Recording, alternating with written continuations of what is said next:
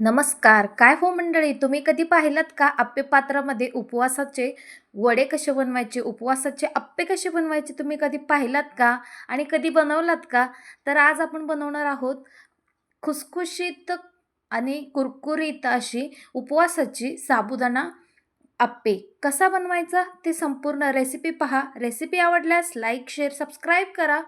चला तर सुरुवात करूया. त्यासाठी इथे आपण रात्रभर भिजवलेली साबुदाणा आपण इथे घेतलेला आहोत. रात्रभर भिजवून ठेवा, व्यवस्थित भिजतील. तर पाहू शकता इथे मस्त असे भिजलेले आहेत. या पद्धतीने भिजलेले आहेत की एकदम मोकळे-मोकळे आणि मस्त भिजले जातात. त्यानंतर इथे आपण बटाटे घेतलेले आहोत. 2 बटाटे आपण शिजवून घेतलेले आहोत. थोडेसे मोठे आहेत. साबुदाणा पण आपल्या इथे पाव केजी आहेत आणि बटाटे पण पाव केजी आहेत. दोन्हीही लेवल आपण घेतलेलं आहे. आता आपण एक भांडं घ्यायचं आहे, त्यामध्ये साबुदाणा घालून घ्यायचं आहे. आपण भिजवलेली साबुदाणा एकदम मोकळी-मोकळी झालेली आहेत. रात्रभर भिजवलात तर अशी मोकळी-मोकळी साबुदाणा होतात. खिचडी बनवायची असेल तरीही रात्रीच भिजवा. व्यवस्थित भिजतात आणि मोकळे-मोकळे होतात. तर बटाट्याची साल काढून घ्यायचं आहे. इथे साबुदाणा आपण मोठ्या भांड्यात घालून आता आपण बटाटा मॅश करून घेऊयात. बटाट्याची साल व्यवस्थित काढून घ्यायचं आहे आणि बटाटा मॅश करून घ्यायचं आहे. अगदी झटपट आणि पटकन अशी चविष्ट रेसिपी तुम्ही कधी खाल्ली आहे का? एकदा तुम्ही नक्की ट्राय करा. तुम्हालाही खूपच आवडेल. जर वेळेस खिचडी तेच खिचडी जर तुम्ही उपवासाला खाऊन कंटाळला असेल, ह्या श्रावणमध्ये नक्की हे रेसिपी ट्राय करा. श्रावणमध्ये, नवरात्रमध्ये ही अशी उपवासाची रेसिपी तुम्ही बनवू शकता. अगदी झटपट आणि पटकन बनतं आणि एकदम कुरकुरीत, वरून कुरकुरीत आणि आतून मऊ असा आपला साबुदाणा आप्पे तयार होतात. तर आता आपण साबुदाण्याचे आप्पे बनवण्यासाठी जे बटाटे आपण शिजवून घेतलेले आहे ते व्यवस्थित मॅश करून आपण यामध्ये घालून घ्यायचं आहे. त्यानंतर आपल्याला यामध्ये घालायचं आहे हिरवी मिरचीचा ठेचा. हिरवी मिरचीचा ठेचा थोडासा झणझणीत होण्यासाठी थोडंसं जास्त इथे मी घालून घेतलेला आहे. तर 1 चम्मच. खूप जास्त तिखट असेल तर तुम्ही तुमच्या इच्छेनुसार कमी जास्त करू शकता. तर इथे थोडं सपक असल्याने मी इथे जास्त ठेचा घालून घेतलेला आहे. 1 ते 1.5 चम्मच ठेचा मी यामध्ये घालून घेते. पहा एकदम झटपट आणि पटकन बनणारी ही रेसिपी उपवासाची एकदम युनिक रेसिपी. जर तुम्हाला तेलकट खायला आवडत नसेल आणि साबुदाणा वडा जर तुमची खायची इच्छा असेल तर ही नक्की ट्राय करा. ही रेसिपी अगदी कमी तेलामध्ये अगदी जसं साबुदाणा वडे होतात त्याच पद्धतीने ही उपवासाची रेसिपी लागते. तर पहा आता आपण शेंगदाण्याचं कूट यामध्ये घालून घेतलेलं आहे. त्यानंतर आपण 1 चम्मच मीठ यामध्ये घालून घ्यायचं. शेंगदाण्याचं कूट आपण कमीत कमी 2-3 चम्मच घालून घ्यायचे आहेत. म्हणजे आपल्या इच्छेनुसार कमी जास्त तुम्ही करू शकता. जर तुम्हाला आवडत नसेल तर नाही घातला तरी काय प्रॉब्लेम नाही आहे. तर आता हे सगळं व्यवस्थित मिक्स करून घ्यायचं आहे. मीठ यामध्ये परफेक्ट घाला. कमी नको आणि जास्तही नको असा मीठ यामध्ये घाला. म्हणजे एकदम चविष्ट भन्नाट अशी ही आपली साबुदाणाची आप्पे वडे तयार होतात.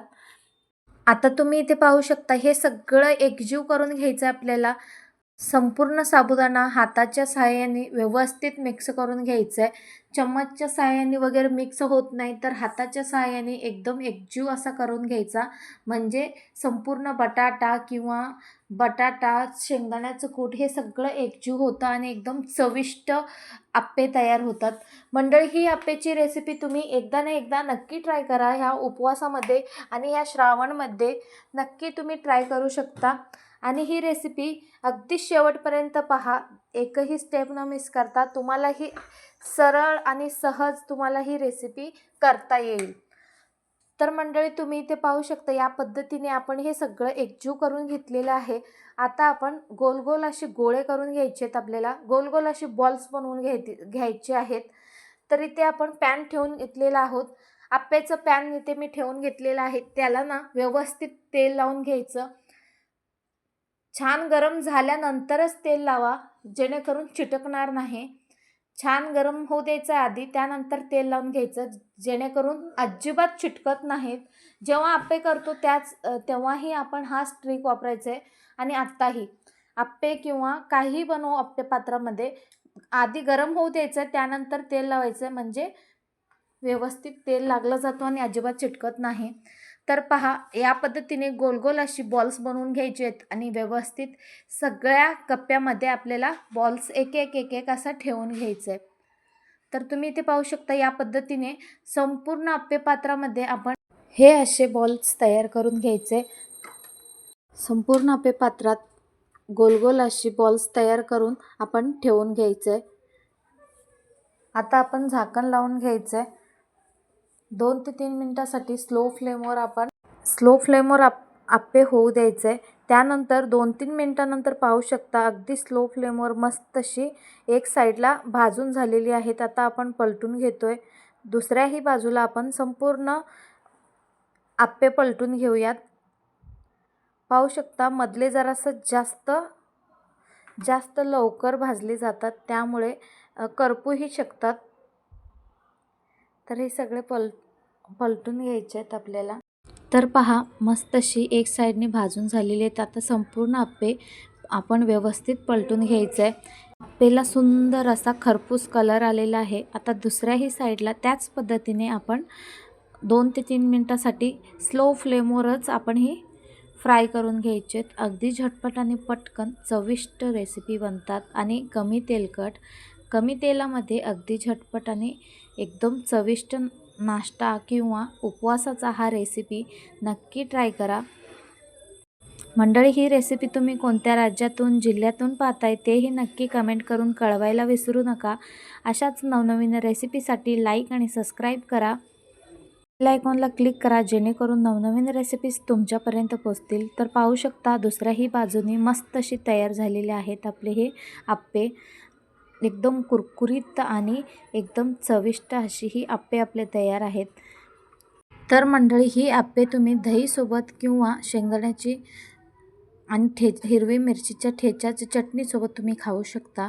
तुम्हाला ही रेसिपी जराही आवडली असेल तर लाईक आणि सबस्क्राईब करायला विसरू नका.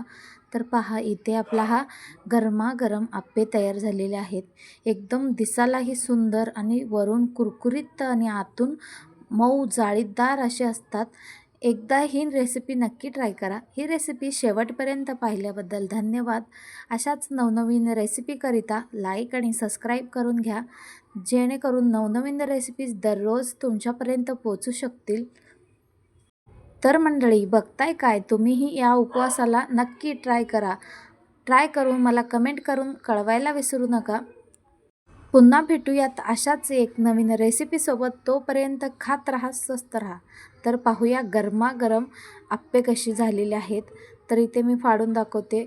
वरून कुरकुरीत आणि आतून एकदम सॉफ्ट जेलीसारखा तयार झालेला आहे.